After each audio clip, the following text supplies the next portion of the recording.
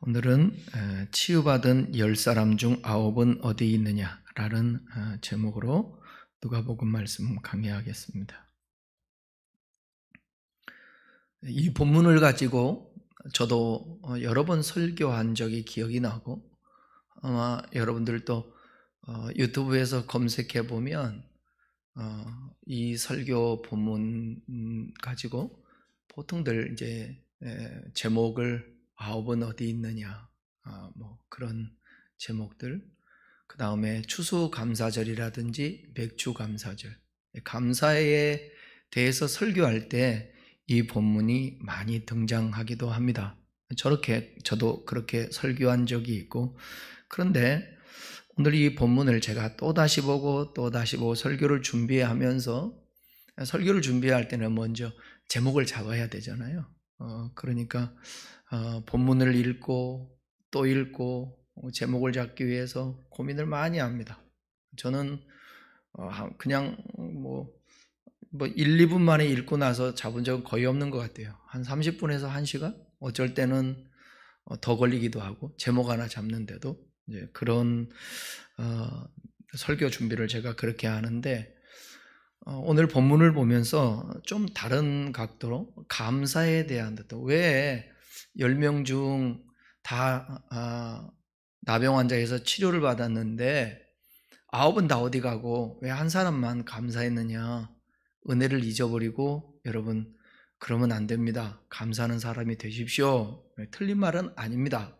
그렇지만 그 각도가 아닌 또 다른 의도를 오늘 본문에서 한번 살펴볼 테니까 여러분들이 집중하고 잘 들어보시고 결론에 가서 그렇구나 이해할 수 있기를 바랍니다. 오늘 본문은 나병에 걸린 10사람이 예수님을 만나서 깨끗이 치유되었음에도 불구하고 단 한 사람만 감사하고 하나님께 영광을 돌렸습니다. 9은 주님께 감사하지도 않고 예수님을 찾아오지도 않았습니다. 그 이유가 뭔지 본문을 통해서 그 내용을 살펴보면서 같이 나눠보겠습니다. 본문 11절, 12절을 또 한번 읽어보겠습니다. 예수께서 예루살렘으로 가실 때에 사마리아와 갈릴리 사이로 지나가시다가 한 마을에 들어가시니 나병 10명이 예수를 만나 멀리 있어서, 오늘 본문의 배경이 장소가 있죠. 사마리아와 갈릴리 사이라고 밝히고 있습니다. 지리적인 면을 고려할 때 이 사마리아와 갈릴리 사이라는 표현은 매우 어색한 표현입니다. 갈릴리에서 예루살렘으로 가기 위해서는 위에서요 아래로 내려가는 수직적인 이동이 필요합니다. 갈릴리에서 사마리아를 거쳐 예루살렘으로 내려가야 합니다. 그런데 오늘 본문 보게 되면 예수님이 갈릴리와 사마리아 사이로 이동했다고 말합니다. 갈릴리와 사마리아 사이는 수직적인 길이 아니고 수평적인 길입니다. 위에서 아래로 내려가는 길이 아니라 옆으로 이동하는 길이었죠. 수직적이어야 할 예수님의 동선이, 왜 예루살렘으로 올라간다고 그랬으니까, 예루살렘으로 간다고 그랬으니까 동선이 수평적으로 소개된 이유는 아마 지리적인 특성을 넘어서 각 도시가 가지고 있는 상징성 때문에 그럴 것입니다. 우리가 지난 누가복음 15장부터 계속해서 말씀드린 것처럼 예수님 곁에는 세 부류의 사람들이 존재합니다. 첫 번째 사람은 스스로 의롭다고 여겼던 바리새인과 서기관들입니다. 둘째는 예수님의 제자들입니다. 그리고 셋째는 누구냐? 세리와 죄인들, 주변의 이방인들이었습니다. 이때 바리새인들은 예수님이 목적지로 삼은 예루살렘과 관계가 깊습니다. 유대교의 심장과도 같은 뭐가 있기 때문에 그래요? 예루살렘에는 성전이 있기 때문에 그렇습니다. 또한 예수님의 제자들은 대부분 어디와 관계가 되냐면, 지리적인 장소로 보게 되면 갈릴리와 관계가 있습니다. 예수님께서 대부분의 제자들을 갈릴리에서 부르셨잖아요. 마지막으로 세리와 죄인들은 사마리아와 관계가 깊습니다. 당시에 사마리아는 유대인의 땅에 있었지만 다른 민족과 섞인 일로 부정한 이방인들 취급을 받기도 했습니다. 따라서 예수님이 갈릴리와 사마리아 사이로 지나가셨다는 것은 지리적인 의미보다 각 지역이 담고 있는 상징적인 의미를 고려한 것입니다. 그러니까 예수님이 지금 천한 자들, 죄인들, 보잘것없는 자들, 때로는 이방인들, 그런 사람들에게 주님이 하나님 나라를 그들에게 가르치고 그들에게 하나님 나라를 주기 위해서 그렇게 그곳에 갔던 것 같습니다. 예수님은 사마리아와 갈릴리 사이로 지나가시다가 한 마을에서 나병 환자 10명을 만났습니다. 그들은 예수님께 이렇게 간청을 합니다. 13절 보십시다. 소리를 높여 이르되 예수 선생님이여 우리를 불쌍히 여기소서 하거늘. 여기 불쌍히 여기다라는 헬라어 단어는 엘레에오라는 단어예요. 이 단어는 동사인데 인간의 이 비참한 현실에 하나님의 긍휼이 부여되는 것을 의미합니다. 동시에 여기 문둥병자들의 이런 간절한 외침은 진정으로 인간의 힘으로는 도저히 고칠 수 없는 불치병인 나병까지도 예수님께서는 낫게 하실 수 있는 분이라는 그 믿음의 고백이라고도 할 수 있습니다. 불쌍히 여기다는 표현은 오늘 본문의 그 이전에 예수님이 사람들을 바라보실 때에 가졌던 마음이에요. 그러니까 누가복음 7장에도 나와요. 누가복음 7장 13절 한번 읽어볼까요? 누가복음 7장 13절. 주께서 과부를 보시고 불쌍히 여기사 울지 말라 하시고. 나인성의 과부잖아요. 이 여인이, 이 과부가. 거기 자기 아들이 죽었습니다. 청년이었는데. 여러분, 청년 아들이, 과부가 이 아들 하나 바라보고 살았는데 아들이 죽었어요.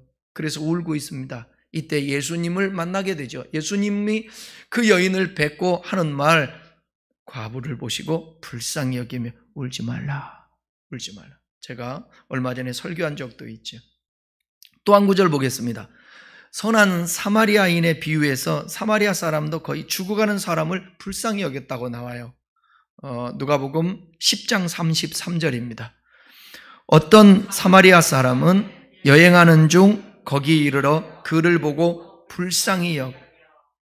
그래서 그런지 이후에 예수님을 만나는 사람들은 예수님을 향해 자신을 불쌍히 여겨달라고 말을 합니다.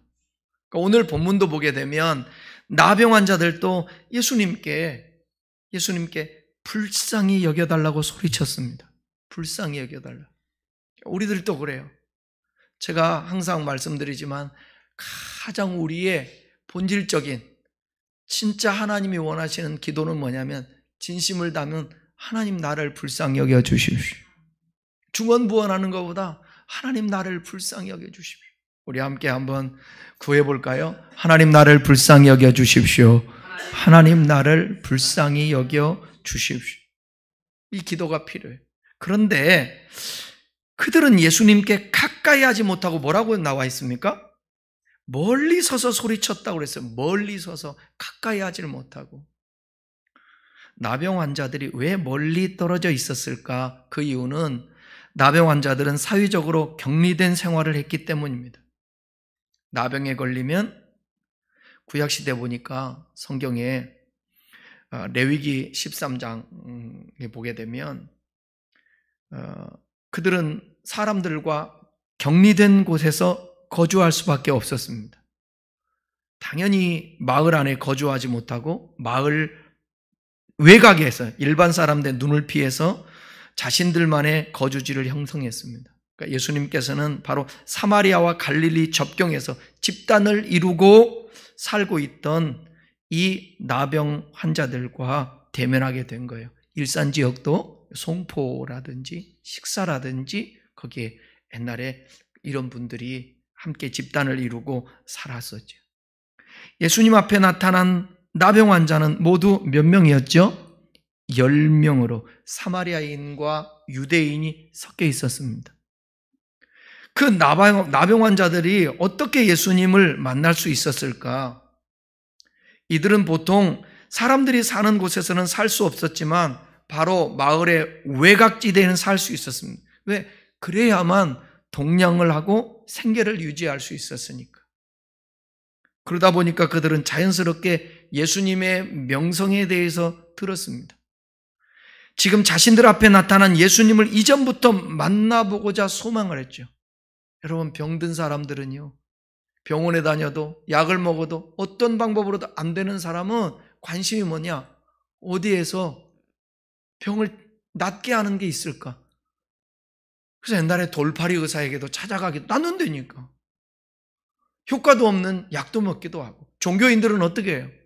용하다라는 그런 점집을 찾아가든지 무당을 찾아가서 구슬하든지, 예수 믿는 사람들은 또 영험하다는 기도원에 찾아다니면서 또 기도받으러 다니기도 합니다. 관심이 왜? 낫고자 하는 열방 때문에. 아마도 여기 있는 나병 환자들도 예수님이 각종 질병을 치유하시고 기적을 행하시는 어떤 젊은이가 있는데 그분만 만나면 소경도 눈뜨고 손마른 병자도 낫고 저는 자도 멀쩡해지고 말 못하는 사람도 말하게 되고 이런 소문들을 들었을 거란 말입니다. 그래서 이 예수님을 만나고 싶은 그 사모함이 그들에게 분명코 있었을 것이에요. 그러나 자신들이 그토록 고대하던 예수님과 실제로 만난 지금 그들은 예수님께 가까이 가지 않은 채 멀리 서 있었을 뿐이었습니다. 이는 그들의 의식적으로 이 나병 환자는 부정했거든요. 부정했기 때문에 다른 사람들과 접촉해서는 안 돼요. 이게 율법이에요. 율법이라는 단어 기억하십시오. 이게 레위기에 말씀한 거예요. 그들은 율법을 어길 수가 없어요. 그래서 사람들과 가까이 앉고 멀찍이서 부정하지 않기 위해서 접촉하지 않았습니다. 여러분, 우리가 여기서 잠시 생각할 것이 있습니다. 현실과 상황을 너무 운명적으로 받아들여 포기하지 말라는 거예요. 원래 우리는 격리되어서 이렇게 살다 죽는 거야 하고 포기하고 소망도 없고 그냥 살았으면 그들에게는 아무런 일도 안 나타났습니다. 저와 여러분도 마찬가지예요. 하나님의 주권 아래서 살지만 아버지의 뜻대로 해주겠지. 그거 필요합니다. 그러나 때로는 모든 것을 운명처럼 그냥 받아들이지 말고 그 상황 속에서 때로는 그 하나님이 무조건 다 받아들이고 수용하기를 원하겠습니까? 아니잖아요. 우리의 삶에 문제가 있을 때에 그 하나님 앞에 연약한 존재가, 유한한 존재가 전능하신 하나님, 창조주 하나님, 우리의 아버지 하나님이 되시는 그분께 우리의 삶을 간구하고 우리를 새롭게 하고 회복시키려고 하는 그런 의지가 하나님께 있지 않겠습니까? 그렇다면 우리들도 그런 간구가 필요하다라는 거예요. 포기하지 말고 주님께 간구하고 나가야 합니다. 하나님께는 염치불구함이 필요한 거예요. 이 나병 환자들도 그거예요. 운명으로 그냥 받아들이지 않고 이 상황이 예수님을 만나면 극복할 수 있구나. 소경 바디메오가 다윗의 자손, 예수여 나를 불쌍히 여겨주소서. 예수님 가시는 그 길을 멈추게 소리를 질러서 예수님께 주목을 받고 그가 눈을 뜨는 역사가 있지 않았습니까? 우리가 잘 아는 회당장 야이로의 딸이 죽었을 때 회당장, 그 당시에 회당장 정도면 그 당시에 유지입니다, 유지. 근데 젊은 그 예수께 자기 딸을 살려야 되니까 내 딸이 방장 죽었나이다. 주님이 오셔서, 예수님이 오셔서, 선생님이 오셔서 우리 집에 오시면 내 딸이 낫겠나이다. 가는 도중에 이미 죽었다는 소식을 들었습니다. 그런데 그 과정 속에서 12의 혈루병을 앓았던 여인이 예수의 소문을 듣고 이분도 12년 동안 살았다고 생각해 보십시오. 이 질병으로 낫지 못하고. 근데 예수의 소문을 듣고 예수님께 나가 옷자락을 만지고 치유를 받았습니다. 그러니까 제가 늘 얘기하잖아요. 어쩔 때는 수용할 때도 있지만 어쩔 때는 이겨내야 된다고. 그러니까 무조건 수용해도 안 되고 무조건 이겨내려고 해도 안 되고, 하나님 앞에 기도하는 가운데 주님이 주시는 마음을 가지고 우리의 주어진 상황들을 극복하고 이겨내고 저주 가운데 고통 가운데 있는 것이 다 아버지의 뜻이 아니다라는 거예요. 그러니까 저와 여러분들이 포기하지 말고 주님께 나아가서 염치불구하고 기도하는 우리의 그 열정들도 필요하다라는 것입니다. 예수님은 죄인들과 병자들을 차별하지 않습니다. 오히려 그들의 친구가 되어주셨습니다. 이 소문을 들었기 때문에 이 나병 환자들은 예수님께 나아갈 수 있었던 것입니다. 예수님의 그동안 사역을 보면 어디를 가든지 어린아이들을 안아주셨어요. 그리고 그렇게 말씀을 전하셨습니다. 여인들과 어린아이들이 예수님과 가장 가까운 자리를 차지하게 예수님이 그들을 용납했어요. 그랬을 때 어린아이의 여러분 돌발적인 그런 행동과 칭얼대는 소리, 그럴 때 예수님이 이렇게 했을까요? 어떻게 했을까요? 조용히 좀 시켜! 너 임마 좀 조용히 해! 감히 하나님이 내가 말하는데 너 뭐하고 있어? 실제로 저도 예민해서 설교할 때 옛날에 애들이 떠들고 그러면 힘들더라고. 근데 여러분 보면 하나님 앞에 예배 드린다라는 명분 아래 아이들을 통제하고 자유하고 예배당에 들어오지 못하게 하고 밖에다 놓고, 우리 진짜 생각해 보자고요. 유아실이 꼭 필요합니까? 우리 성경적으로 보면 어때요? 필요하죠? 필요한 것 같아요? 근데 지금은 좀 생각들이 저도 달라지는 것 같아요. 옛날에도 유아실이 있었을까? 회당에? 그것까지도 우리가 품을 수 있고 그것까지도 수용할 수 있고 함께 할 수 있는 것이 그게 사랑의 공동체. 우리는 예배를 드린다시고 너무 이기적으로 예배를 드려. 불편하면 안 되고 옆에서 누가 소리 나면 안 되고, 응? 더워도 안 되고 추워도 안 되고 애들이 뛰어다녀도 안 되고 소리쳐도 안 되고. 근데 진짜 하나님의 나라, 하나님이 원하는 공동체는 그런 것들도 자유스럽게, 아이들이 강단에 올라와도 놔둬라 할 정도의, 그러려면 교회가 커야 되겠어요? 적어야 되겠어요? 크면 그런 일이 벌어지겠습니까? 난리들 나지. 에? 그러잖아요. 그럴 일도 없고 다 구분해서. 여러분 유아실에서 예배 드리는 사람 치고 은혜 받는 사람 있을까요? 거의 없어요. 누가 보냐? 또 사모님들이 봐요.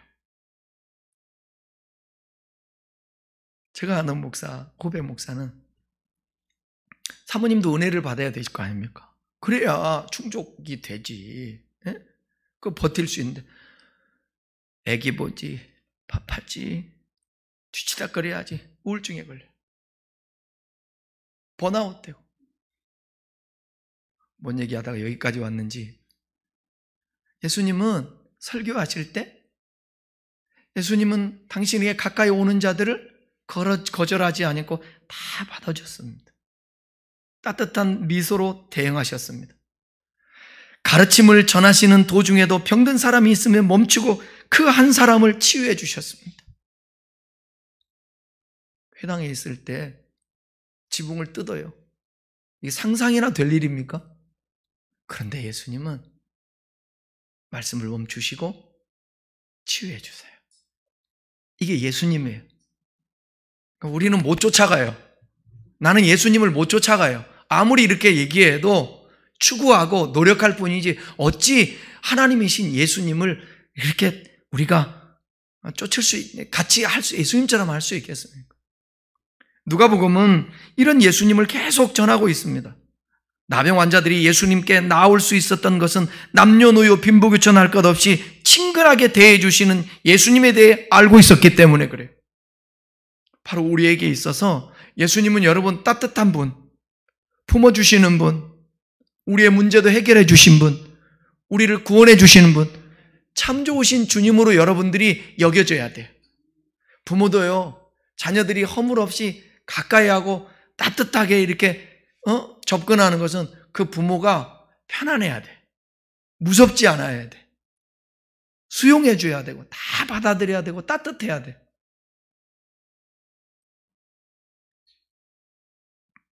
이런 나병 환자들에게 예수님께서 말씀을 하십니다. 이렇게 14절 보십시다. 14절이 중요합니다. 보시고 이르시되 가서 제사장들에게 너희 몸을 보이라 하셨더니 그들이 가다가 깨끗함을 받은지라. 예수님께서는 그들의 몸을 회복시킬 뿐만 아니라 사회적 지위도 회복시키기를 원했습니다. 지금 정상적인 삶을 살아가는 삶의 사이드에 지금 거기서 살고 있는데 이들을 고쳐줘서 이들이 정상적인 공동체 안으로 들어오게 하기를 원했습니다. 레위기 13장을 보면 나병이나 피부병과 관련된 격리에 살고 있는데 이것을 어떻게 해제되는가 그 방법을 제시하는데 먼저는 뭐냐, 이 병이 걸렸을 때 제사장들에게 몸을 보여주고 자신의 병이 나았음을 증명하면 그 사람은 다시 정상적인 생활을 할 수 있었습니다. 예수님은 자신을 불쌍히 여겨달라는 10명의 이 나병 환자들을 외면치 않으시고 그들을 바라본 후에 제사장들에게 그들의 몸을 보이라고 말씀하셨고 그들은 제사장에 가다가 깨끗함을 받았습니다. 예수님께서 나병 환자들에게 제사장에게 너희 몸을 보이라고 말씀하신 그 이유는 방금 말씀드린 대로 율법 규정 때문인데, 율법은 나병을 부정한 것으로 규정했다고 그랬잖아요. 나병에 걸린 자는 다른 사람을 부정하게 만들지 않도록 무리에서 쫓겨나가서 그렇게 살다가 만약 나병이 나았을 때는 레위기의 말씀처럼 제사장의 몸을 보여서 정결함을 확인받아야 이전에 살던 그런 삶, 무리들에게 들어갈 수 있었습니다. 스스로 나병이 나았다 생각해도 제사장이 확인이 없으면 무리에게 돌아갈 수가 없습니다. 그래서 예수님은 나병 환자들에게 제사장에게 나아가 그들의 몸을 보이라고 말씀했습니다. 나병 환자들이 제사장에게 몸을 보이는 것을 말은 쉽지만 행동으로 옮기기가 어려운 거예요. 왜? 지금 완전히 나았으면 가겠는데 낫지도 않은 상태에서 제사장에게 가라고 그러죠. 제사장이 몸을 확인할 때 나병이 그대로 있으면 나병 환자들은 제사장이 부정하게 되는 거예요. 왜? 부정한 사람이 접촉을 하니까 안 나은 가운데 제사장을 만나면 제사장이 부정하게 됩니다. 그러면 그 직무를 또 다 할 수가 없죠. 제사장을 부정하게 만드는 일은 보통 사람을 부정하게 만드는 것보다 훨씬 더 심각한 문제로 취급되었습니다. 제사장을 하나님과 사람 사이의 중보자로 여겼기 때문에 하나님과 소통하는 길을 막았다고 생각했기 때문에요. 그러니까 함부로 완전히 치유되었다고 깨끗한 피부가 되지 못하면 제사장에게 갈 수가 없었습니다. 그러니까 여러분, 그렇게 회복될 수 있는 정상적인 다시 가정으로 돌아올 수 있는 길은 열어놨지만 우리 상식적으로 생각하면 그렇게 정상적으로 집으로 돌아온 사람이 많이 있었을까요? 없었을까요? 없었죠. 지금이니까 이 한센병이 어떤 피부병이 있다 할지라도 이게 약이라든지 통해서 회복이 되고 치료가 되지만 옛날에는 여러분 치료하기가 불치병이지 않았습니까? 그러니까 여기 나병 환자들이 제사장에게 간다라는 것은 이것은 쉬운 일이 아닙니다. 예수님께 대한 믿음이 없다면 결코 그들은 자기 몸을 보여주기 위해 제사장을 찾아가지 않았을 것입니다. 오늘 본문은 나병 환자들은 예수님에 대해서 믿음이 있었어요. 그러니까 가죠. 그러니까 제사장에게 몸을 보여주러 간 것입니다. 이때 놀라운 일이 벌어집니다. 10명의 나병 환자가 모두 제사장에게 가요. 여기까지 믿음이에요, 아니에요? 믿음이죠. 가다가 무슨 일이 벌어졌어요? 깨끗함을 받았다, 나았다고 말해요. 그런데 이제부터예요. 이게 중요한 거예요. 그런데 치유받은 나병 환자의 반응이 황당합니다. 15절, 16절. 그 중에 한 사람이 자기가 나은 것을 보고 큰 소리로 하나님께 영광을 돌리며 돌아와 예수님의 발 아래 엎드려 감사하니 그는 사마리아 사람이에요.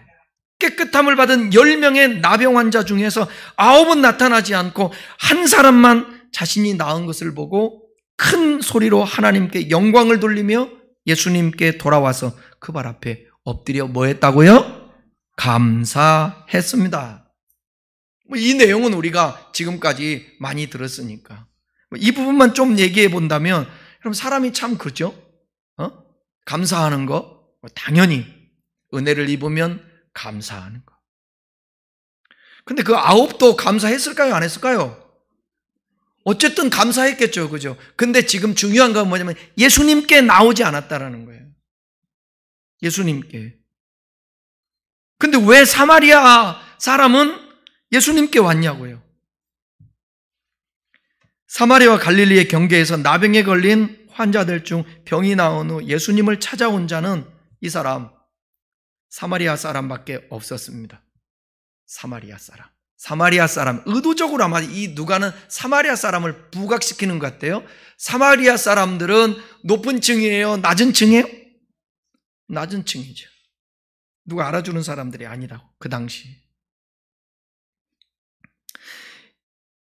10명 중에 한 사람밖에 돌아오지 않자 예수님은 돌아온 이 사마리아인에게 세 가지 질문을 던집니다. 17절, 18절입니다. 예수께서 대답하여 이르시되 10사람이 다 깨끗함을 받지 아니하였느냐? 그 9은 어디 있느냐? 이 이방인 외에는 하나님께 영광을 돌리러 돌아온 자가 없느냐? 이 세 가지 질문. 첫째, 10사람이 다 깨끗함을 받지 아니하였느냐? 둘째, 9은 어디 있느냐? 셋째, 이 이방인 외에는 하나님께 영광을 돌리러 온 자가 없느냐? 예수님의 질문은 답을 기대한 질문이 아닙니다. 예수님이 처한 상황을 설명하기 위한 질문이에요. 예수님은 10명의 나병 환자를 고쳐주었지만 한 명만 돌아온 일에 대해서 오늘 본문을 읽고 있는 우리가 생각하고 고민할 수 있도록 세 가지 질문을 하였던 것입니다. 이 세 가지 질문을 마친 예수님은 돌아온 사마리아 사람에게 이렇게 말해요. 자, 19절 봅시다. 그에게 이르시되 일어나 가라, 내 믿음이 너를 구원하였느니라 하시더라. 일어나 가라, 내 믿음이 너를 구원하였다 말씀하였습니다. 병이 나은 후 예수님께 돌아온 사마리아 사람이 믿음으로 말미암아 구원을 받았다라는 말씀입니다. 우리 지난 시간에 살펴본 누가복음 17장을 통해서 예수님은 제자들, 곧 사도들이 믿음이 없으니까 그들에게 겨자씨알 만한 믿음만 있다면 믿음에 대해서 강조하죠. 그런데 오늘 본문의 사마리아 사람에게 그가 믿음이 있고 그 믿음으로 말미암아 뭐라고 했어요? 그가 구원을 받았다고 말하고 있습니다. 그러니까 예수님을 둘러싼 세 그룹 중 바리새인과 서기관들도 자격이 없고 심지어 예수님의 제자들까지도 믿음이 없다고 책망을 받았는데, 그런데 이 사마리아인은 구원받을 수 있는 뭐가 있었다는 거예요? 믿음이 있었다는 것입니다.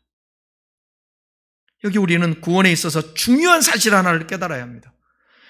예수님께 나와 병이 낫는 것은 구원과 별개의 일이라는 것입니다.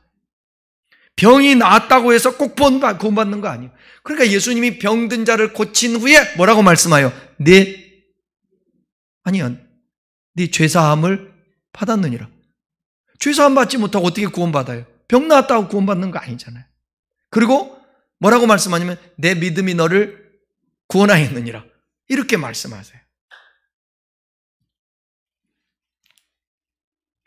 오늘 본문이 소개하는 것처럼 10명의 나병 환자가 모두 병이 나았지만 믿음으로 구원에 이른 자는 한 면밖에 없다라는 거예요. 병이 나은 것과 구원을 동일하게 바라보지 않았습니다.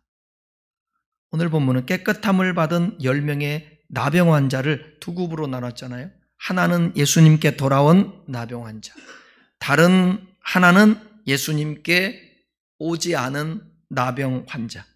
예수님께 돌아온 한 명의 나병 환자와 달리 이 예수님께 돌아오지 않은 9명의 나병 환자는 어디로 간 것일까요?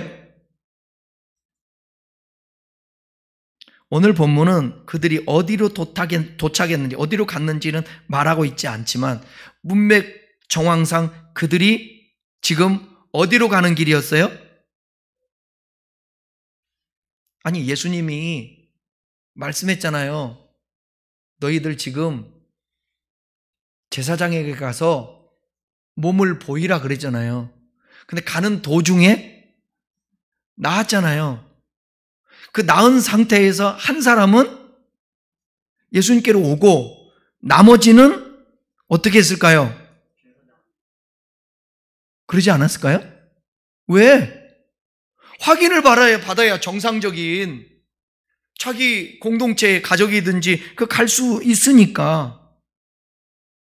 9명의 나병 환자들이 예수님이 아닌 제사장을 찾아간 이유는 그들이 율법을 통해서 그들의 정결한 그 회복된 모습을 확인받기 위해서였습니다.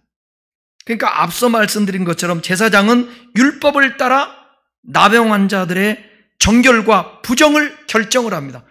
깨끗이 치료받았다고 하는 것을 보게 되면 그들의 피부가 완전하게 된 거예요. 그 제사장한테 당연히 가야죠. 가면 제사장이 너는 이제 부정하지 않아. 깨끗이 치료됐어. 너는 가정으로 돌아가도 되겠다. 그거 할 거 아닙니까? 제사장이 정결하다 말하면 나병 환자들은 다시 무리에 섞여 살 수 있게 되고, 반대로 제사장이 부정하다 아직도 말하면 나병 환자들은 다시 무리에게서 쫓겨나 외로운 삶을 살 수밖에 없었습니다. 선악을 판단하는 주체가 누가 되는 거예요? 제사장이고, 그 중심에는 뭐냐? 제사장은 율법에 의해서 그렇게 합니다. 그러니까 제사장을 찾아간 나병 환자가 예수님의 능력으로 깨끗함을 받아서 율법 앞에서 정결한 자가 되어도 그것은 결코 나병 환자를 구원으로 인도하지는 못합니다. 정상적인 가정생활로 회복됐고 내 삶이 윤택하게 됐고 저주의 자리에서 다시 가정에 돌아온 것, 이것은 육신으로 보게 되면 이건 축복입니다. 반드시 축복이죠. 그런데 그들에게 있어서 육체는 깨끗하게 되고 제사장에게 너는 이제 부정한 자가 아니고 정결한 자라고 말했지만 그의 영혼은 구원으로 아직 인도받지 못했을 수도 있다는 것입니다. 야고보서 2장에 보게 되면 10절에 이렇게 말씀합니다. 자, 함께 읽어볼까요? 간음하지 말라 하시니가 또한 살인하지 말라 하셨은즉 네가 비록 간음하지 아니하였어도 살인하면 율법을 범한 자가 되느니라. 이 말씀처럼 율법은 하나만 지킨다고 되는 것이 아니에요. 모든 율법을 다 지켜야 돼요. 나병에서 깨끗함을 받는 것이 확인됐다 할지라도 모든 율법 중에 다른 하나를 또 범하게 되면 어떻게 돼요? 그 죄인인 거예요. 따라서 9의 나병 환자가 찾아간 제사장은 그들을 구원할 수 있다 없다? 구원할 수 없다. 영혼은 육체가 윤택한 삶으로 회복하게는 해줄 수 있지만, 그래서 여기서 여러분 중요한 새 언약이 등장하는 것입니다. 새 언약. 히브리서 10장 1절에 말하는 것처럼 제사장을 통해서 잠시 죄를 덮을 수는 있으나 온전하게 죄를 없앨 수는 없다, 이렇게 말하죠. 자, 히브리서 10장 1절을 보겠습니다. 율법은 장차 올 좋은 일의 그림자일 뿐이요 참 형상이 아니므로 해마다 늘 드리는 같은 제사로는 나오는 자들은 언제나 온전하게 할 수 없는 일. 아직 온전하게 되지 않는. 그래, 구약시대 때에도 여러분 구원은 얻을 수 있었습니다. 반드시 구원의 길이 있었고, 근데 그것은 뭐냐면 계시의 점진성에 의해서 지금 하나님이 완성해 가는 거예요. 구원의 방법을. 구원의 과정 속에서도, 그 방법의 과정 속에서도 제사라는 것을 통해서 그때도 하나님 믿고 신뢰하고 순종하고 제사 지내고 죄사함 받고 구원받죠.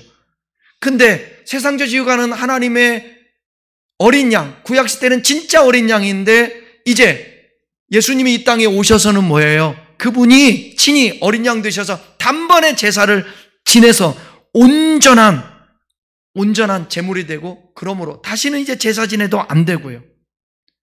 구약시대 때 모든 것들은 그림자, 차명상이 아니고 그림자였다. 그러나 예수님이 이 땅에 온전히 이 땅에 오셔서 십자가에 못 박혀 피 흘려 돌아가심으로 말미암아서 그분은 이제는 뭐냐면 율법의 완성을 이루신 것이에요.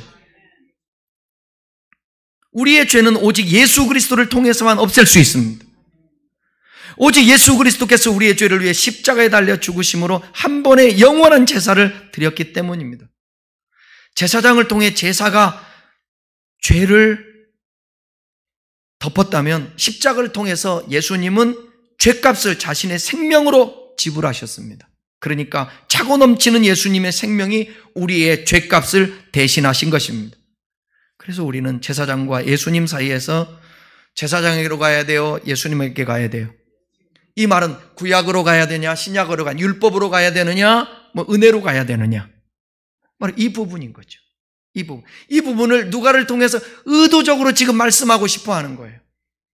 서기관과 바리새인들, 율법학자들, 그 당시의 사람 유대인들은 오직 구약의 율법에 얽매여서 율법의 행위를 가지면 된다라고, 형식적인 진짜 하나님을 사랑한다든지 진짜 하나님을 믿고 의지하는 것이 아니라 형식적인 종교에 있었던 그런 자들.